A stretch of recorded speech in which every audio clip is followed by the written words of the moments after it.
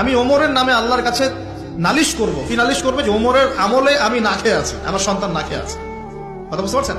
এই কথা শোনার সাথে সাথে ওমর রাদিয়াল্লাহু আনহুর মানে বুকে আল্লাহ পাকের ভয় চলে আসলো, হৃদয় প্রকম্পিত হলো। প্রকম্পিত হওয়ার পর তিনি নিজে চলে গেলেন মদিনায়, যেটাকে বলি আমরা বাইতুল মাল, মানে রাষ্ট্রীয় সম্পদ যেখানে থাকতো ওটাকে বাইতুল মাল বলা হতো।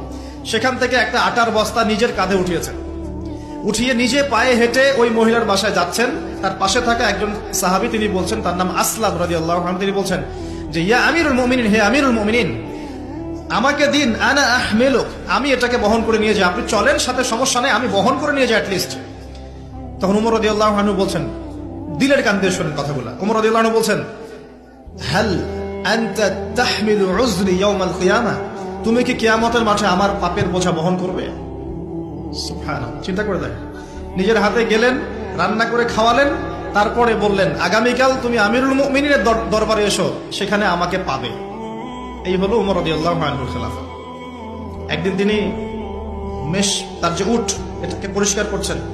আলী রাদিয়াল্লাহু আনহু দেখে বলছেন, আমিরুল মুমিনিন, আপনি পরবর্তী জেনারেশনের জন্য অনেক কঠিন আদর্শ রেখে যাচ্ছেন। আপনি এত কাজ করছেন, তারপরে নিজের কাজও নিজে করছেন।